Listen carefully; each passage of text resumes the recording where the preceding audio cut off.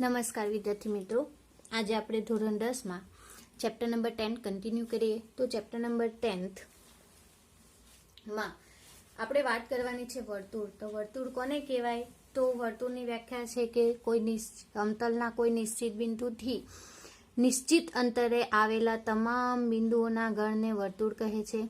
વર્તુળમાં આપણે શીખી ગયા છે કે વૃત્તખંડ કોને કહેવાય, વૃત્તખંડ કોને કહેવાય, વૃત્તાંશ કોને કહેવાય, ચાપ કોને કહેવાય, આવું બધી વસ્તુ શીખી ગયા છે. બરાબર. તો આકૃતિમાં દર્શાવેલા હોય તો વૃત્તખંડ કોને કહેવાશે?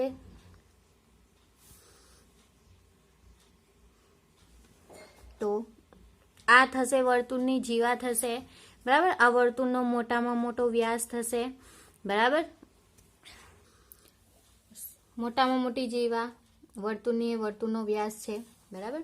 પછી વૃત્તખંડની વાત કરી તો અહીંથી આપણે ઓ એ બી આને પી અને ક્યુ નામ આપવું તો આ લઘુચાપ થશે. બરાબર. અને એની ઉપરનો ગુરુચાપ થશે. આ ચાપની વાત થઈ ગઈ. વૃત્તખંડની વાત કરીએ તો આ વૃત્તખંડ થશે અહીંથી. બરાબર. આ જે છે તે લઘુ વૃત્તખંડ થશે, એના ઉપરનું છે તે ગુરુ વૃત્તખંડ થશે. બરાબર. તો આકૃતિ જે દર્શાવી છે એમાં હું 3 આકૃતિ દર્શાવું છું. મારી પાસે અહીં છે આકૃતિ આ PQ ના સ્વરૂપમાં. બીજી આકૃતિ છે, આ પહેલી આકૃતિ છે. બીજી આકૃતિ મને વર્તુળને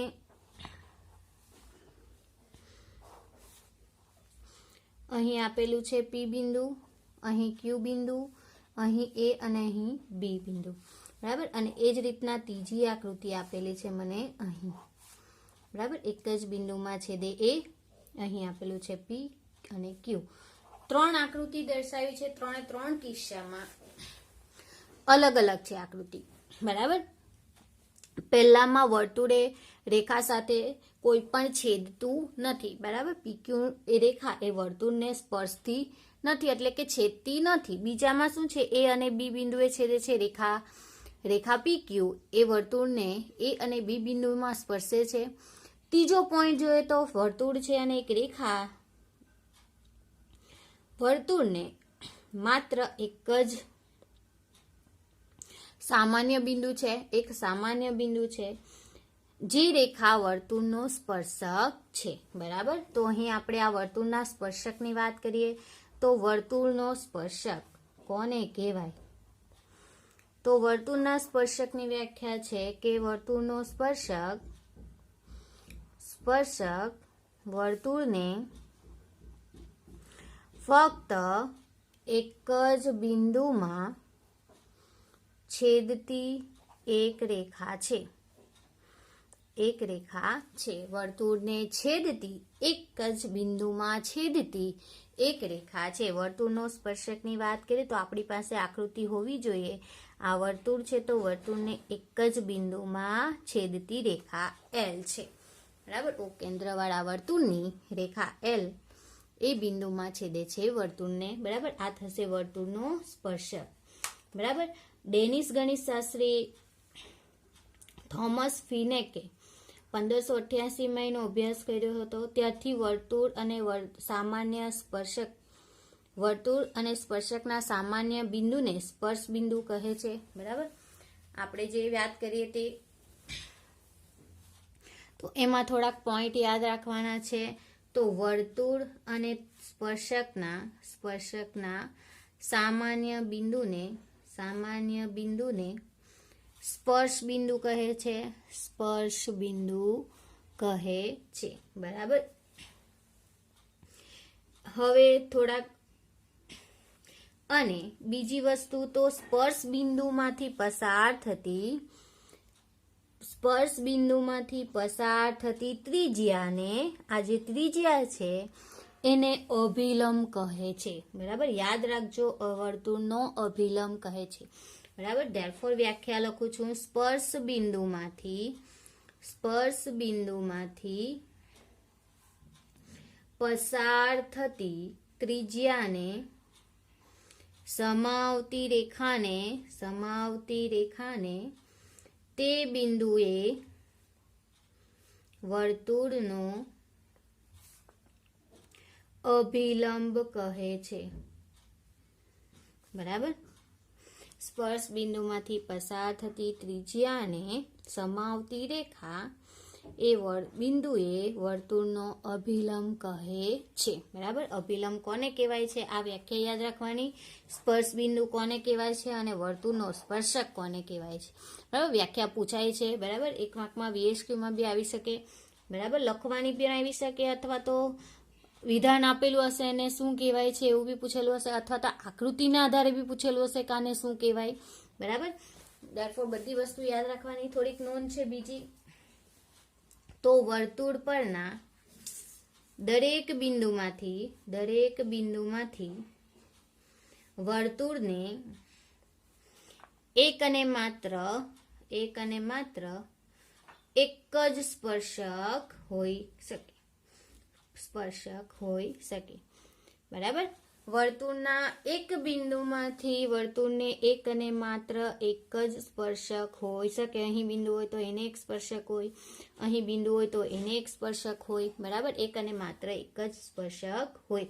બરાબર, વર્તુળ પર અસંખ્ય બિંદુઓ હોવાથી કોઈ પણ વર્તુળને અસંખ્ય સ્પર્શકો હોય. બરાબર, જો વર્તુળ પર અસંખ્ય બિંદુઓ હોવાથી આપણને ખબર છે કે વર્તુળ એ બિંદુઓનો ગણ છે અને ઘણા બધા બિંદુઓ છે, તો દરેક વર્તુળ બિંદુની વાત કરીએ તો એ વર્તુળની અસંખ્ય સ્પર્શકો હોય છે. બરાબર, વર્તુળના અંદરના ભાગમાં રહેલ બિંદુમાંથી વર્તુળને એક પણ સ્પર્શક ન હોય. બરાબર, શું કહે છે, તો વર્તુળ જે છે તે વર્તુળ એના અંદરના બિંદુમાંથી વર્તુળને કોઈ પણ સ્પર્શક નથી.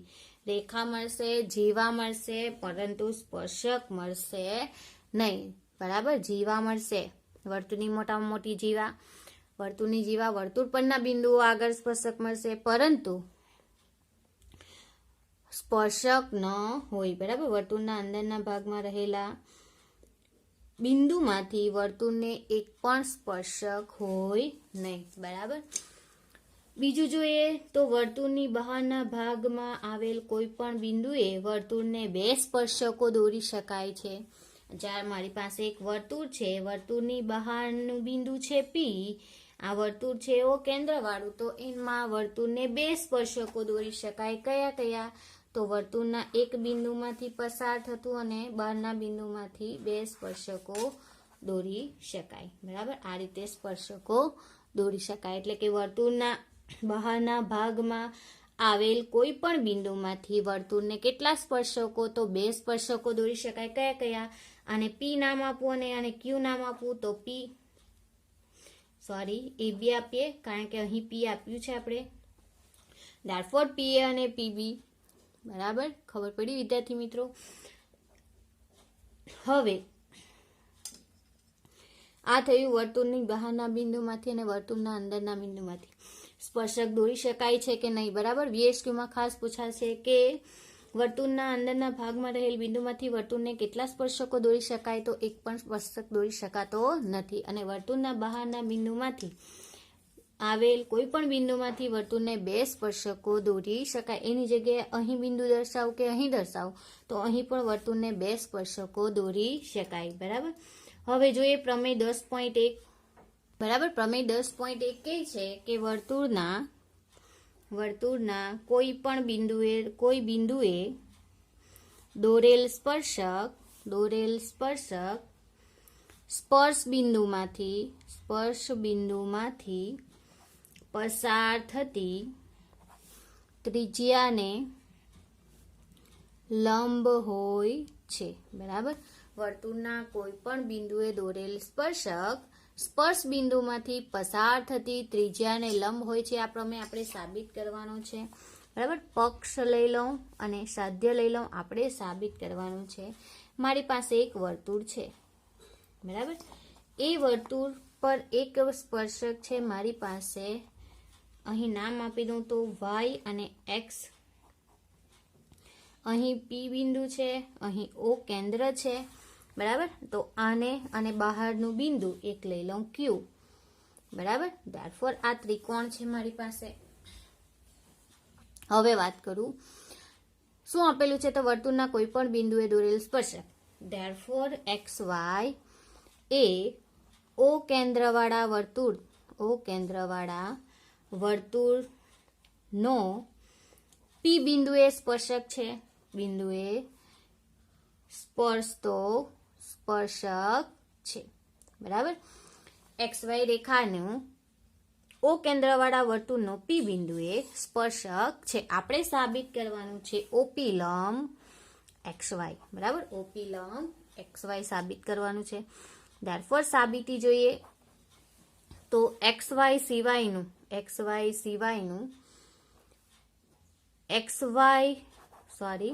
XY પર પી બિંદુ સિવાયનું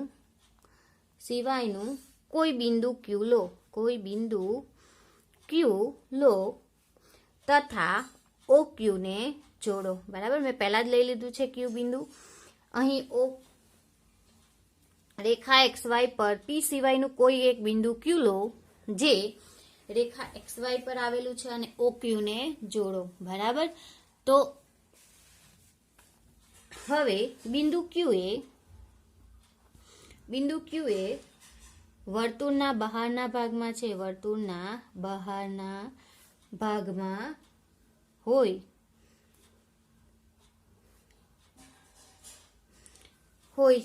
કારણ કે જો તે વર્તુળની અંદરના ભાગમાં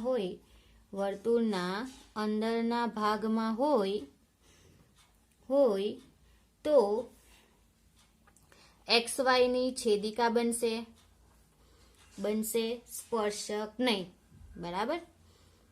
આપણે હમણાં જ વાત કરી વર્તુળની બહારના બિંદુમાંથી વર્તુળને સ્પર્શક દોરી શકાય, પરંતુ અંદરના ભાગમાં હોય તો વર્તુળની છેદિકા બનશે પણ સ્પર્શક કોઈ પણ બિંદુએ સ્પર્શક મળશે નહીં. બરાબર. ધેરફોર Q એ વર્તુળની બહારના ભાગમાં છે. ધેરફોર મેં OQ એ વર્તુળની મોટામાં મોટી ત્રિજ્યા છે. વર્તુળની ત્રિજ્યા કરતા મોટી છે. બરાબર. OQ એ વર્તુળની ત્રિજ્યા કરતા મોટી જ થવાની. આ જે છે ભાગ તે મોટો જ થવાનો. Therefore OQ greater than OP, અથવા તો મેં આની જગ્યાએ OP લેસ ધેન OQ લખી શકું. બરાબર. આ રીતે બી લખી શકાય. તમારે લખવું હોય તો આ રીતે બી લખી શકાય. બરાબર. ધેરફોર XY પરના P સિવાયના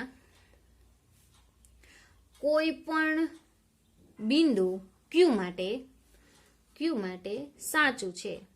બરાબર. સાચી છે. તો અહીં લેવો કે અહીં લેવો કે અહીં લેવો, આ દોરો કે આ દોરો કે આ દોરો, હંમેશા સત્ય છે કે OP નું વેલ્યુ OQ કરતા નાની છે, અથવા તો OQ એ મોટું છે, અથવા તો OQ ની જગ્યાએ અહીં કોઈ બિંદુ બીજું લઈ લઉં XY, અથવા તો A લઈ લઉં, B લઈ લઉં, તો OA એ AP કરતા મોટો હશે. બરાબર. OP એ નાનો હશે. બરાબર. ધેરફોર મેં કહી શકું કે OP એ O થી XY નું ઓછામાં ઓછું અંતર દર્શાવે છે. ઓછામાં ઓછું અંતર છે. ધેરફોર મેં કહી શકું કે OP એ XY ને લંબ છે. OP એ XY ને શું છે? લંબ છે. ધેરફોર મેં લખી શકું OP લંબ XY. બરાબર. શું લખી શકું? OP લંબ XY. હવે જોઈએ સ્વાધ્યાય 10.1, સ્વાધ્યાય 10.1. એમાં ક્વેશ્ચન નંબર 1 કીધેલો છે કે વર્તુળને કેટલા સ્પર્શકો હોય છે. વર્તુળને કેટલા સ્પર્શકો હોય છે? તો વર્તુળને અસંખ્ય સ્પર્શક હોય. કેમ કે વર્તુળ એ સમતલના એક ચોક્કસ બિંદુથી અચળ અંતરે આવેલા બિંદુઓના સમૂહનો ગણ છે. ધેરફોર વર્તુળને દરેક બિંદુમાંથી સ્પર્શક મળશે અને દરેક બિંદુને માંથી વર્તુળને એક સ્પર્શક મળશે. ધેરફોર વર્તુળને કેટલા સ્પર્શકો છે? તો અસંખ્ય સ્પર્શકો થશે. એ જ રીતના જોઈએ તો ક્વેશ્ચન નંબર 2 માં ખાલી જગ્યા આપેલી છે. ખાલી જગ્યામાં કીધું છે કે સ્પર્શક વર્તુળને ખાલી જગ્યા બિંદુમાં છેદે છે. બરાબર. તો શું આવશે? એક અને માત્ર એક જ. બરાબર. સ્પર્શક એ વર્તુળને એક અને માત્ર એક જ બિંદુમાં છેદશે. બરાબર. એ જ રીતની બીજી ખાલી જગ્યા આપેલી છે કે વર્તુળને બે બિંદુમાં છેદતી રેખાને ખાલી જગ્યા કહે છે. બરાબર. આ વર્તુળ છે, એ વર્તુળને બે બિંદુમાં છેદતી રેખા એટલે કે આ બનશે, અને બે બિંદુમાં છેદતી રેખા એ છેદિકા બનશે. શું બનશે? તો છેદિકા થશે. બરાબર. શું થશે? અહીં એક અને માત્ર એક આવશે, અહીં છેદિકા બનશે. ત્રીજું જોઈએ તો શું કહે છે કે વર્તુળની છેદિકા ને સમાંતર હોય તેવા વધુમાં વધુ ખાલી જગ્યા સમાંતર સ્પર્શક હોય તો વધુમાં વધુ બે સમાંતર સ્પર્શક હોય. સમાંતર એટલે કે આ બિંદુએ સ્પર્શક મળશે અને એક આ બિંદુએ સ્પર્શક મળશે, એટલે કે એક આ અને એક આ બે સ્પર્શક મળશે. બરાબર. ચોથું જોઈએ તો વર્તુળ અને સ્પર્શકના સામાન્ય બિંદુને ખાલી જગ્યા કહે છે. શું કહે છે? તો સ્પર્શ બિંદુ કહે છે. શું કહેવાય? તો સ્પર્શ બિંદુ કહેવાય. જોઈ ગયા છે આપણે સ્પર્શકની વ્યાખ્યા, સ્પર્શ બિંદુની વ્યાખ્યા, અભિલંબ કોને કહેવાય. બરાબર. તો અહીં ખાલી જગ્યામાં શું કીધું છે? ફર્સ્ટ, સ્પર્શક એ વર્તુળને માત્ર એક જ બિંદુમાં છેદે છે. બરાબર. વીએસક્યુ માટે ખાસ યાદ રાખજો, વર્તુળને બે બિંદુમાં છેદતી રેખાને છેદિકા કહે છે. વર્તુળની છેદિકાને સમાંતર હોય તેવા વધુમાં વધુ કેટલા સ્પર્શકો દોરી શકાય? તો બે સ્પર્શકો દોરી શકાય. અને વર્તુળ અને સ્પર્શકના સામાન્ય બિંદુને શું કહેવાશે? તો સ્પર્શ બિંદુ કહેવાશે. બરાબર. જોઈએ ક્વેશ્ચન નંબર 3. તો ક્વેશ્ચન નંબર 3 માં કીધેલું છે કે 5 સેન્ટીમીટર ત્રિજ્યાવાળું વર્તુળ છે મારી પાસે. બરાબર. એ પી બિંદુ એ સ્પર્શક છે, પી બિંદુ ઓ કેન્દ્રવાળું વર્તુળ છે. બરાબર. OQ is equal to 12. અહીં ક્યુ બિંદુ લઈ લઉં તો આપેલું છે 12 સેન્ટીમીટર. બરાબર. PQ ની લંબાઈ શોધવા કીધેલી છે. બરાબર. PQ ની લંબાઈ અને આ ત્રિજ્યા કેટલી આપેલી છે? તો 5 સેન્ટીમીટર આપેલી છે. ધેરફોર મેં કહી શકું ત્રિકોણ OPQ માં ખૂણો P ઇઝ ઇક્વલ ટુ 90 અંશ. કેમ? કારણ કે 10 પોઈન્ટ પ્રમેય શું કહે છે? 10.1 પ્રમેય 10.1 સ્પર્શ બિંદુમાંથી પસાર થતી ત્રિજ્યાને લંબ હોય છે. બરાબર. સ્પર્શ બિંદુમાંથી દોરેલો સ્પર્શક એ સ્પર્શ બિંદુમાંથી પસાર થતી ત્રિજ્યાને લંબ હોય છે. બરાબર.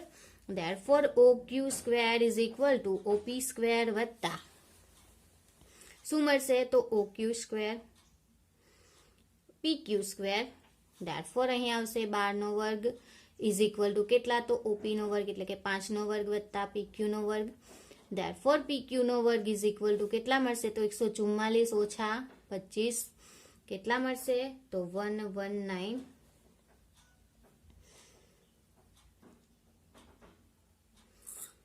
બરાબર. Therefore PQ is equal to વર્ગમૂળમાં 119 સેન્ટીમીટર થશે. બરાબર. અને એમાં ઓપ્શન કયો આપેલો છે? આપણને વર્ગમૂળમાં 119 આપેલો છે, એટલે કે ડી ઓપ્શન સાચો છે. ડી ઇઝ ઇક્વલ ટુ 119 સેન્ટીમીટરમાં આપેલો છે. બરાબર. એ જ રીતના જોઈએ ક્વેશ્ચન નંબર 4. તો ક્વેશ્ચન નંબર 4 માં કીધું છે કે એક વર્તુળ દોરો. મેં અહીં એક વર્તુળ દોર્યું છે. એમાં રેખા એવી દોરો સમાંતર હોય તેવી રેખા. અહીં એ બિંદુ આપું, અહીં બી નામ આપું અને એન રેખા લખું. અહીં O છે વર્તુળ, એક સ્પર્શક દોરું છું અહીં. બરાબર. વર્તુળનો સ્પર્શક દોરવા કીધેલો છે. બે રેખા દોરો. એમાં એક વર્તુળ તો વર્તુળ હોય અને બીજી છેદિકા હોય. બરાબર. એક વર્તુળ હોય અને બીજી શું હોય? છેદિકા હોય. અને L નામ આપું અને આને M નામ આપું. અહીં P બિંદુએ સ્પર્શક આપું. તો રેખા L આપેલ છે. બરાબર. શું છે? તો રેખા L આપેલ છે મને. બરાબર. રેખા M અને N એ L ને સમાંતર છે. રેખા L આપેલ છે. M અને N રેખા એ રેખા L ને સમાંતર છે. બરાબર. આવું મળી ગયું. તો એવું કીધું છે કે એક વર્તુળનો સ્પર્શક હોય અને બીજી વર્તુળની છેદિકા હોય. ધેરફોર M એ આપેલ વર્તુળને પી બિંદુ એ સ્પર્શતો સ્પર્શક છે, પી બિંદુ એ સ્પર્શક છે, બરાબર. એમ એ આપેલ વર્તુળને પી બિંદુ એ સ્પર્શક છે, બરાબર. એ જ રીતના જોઈએ તો એન એ આપેલ વર્તુળને એ અને બી બિંદુમાં છેદતી છેદિકા છે, છેદતી છેદિકા છે, બરાબર. ખાલી દર્શાવવાનું છે, આકૃતિ દોરવા કેટલી છે, બરાબર. રેખા એલ એમ અને એન સમાંતર છે. રેખા એલ આપેલી છે આપણને, એ વર્તુળ આપેલું છે અને એમ અને એન સમાંતર રેખા છે, બરાબર. 3 સમાંતર રેખામાં એમ કેવી રેખા છે, એલ તો ખાલી રેખા જ છે, બરાબર. એમ એ વર્તુળને પી બિંદુએ સ્પર્શક છે અને રેખા એન એ વર્તુળને એ અને બી બિંદુમાં છેદતી છેદિકા છે, બરાબર. ખબર પડી આટલું વિદ્યાર્થી મિત્રો. પ્રમેય ખાસ મોસ્ટ આઈએમપી છે, એટલે પ્રમેય 10.1 જે છે તે તમારે મોસ્ટ આઈએમપી કરવાનો જ છે, બરાબર. નહીં ખબર પડે તો આકૃતિને આધારે છે, બરાબર. પૂછાય છે ઘણી વાર એક્ઝામમાં 2 માર્ક્સમાં બી પૂછાયેલો છે, બરાબર. તો હવે આપણે નેક્સ્ટ લેક્ચરમાં નેક્સ્ટ એક્ઝામ્પલ જોઈશું. Thank you.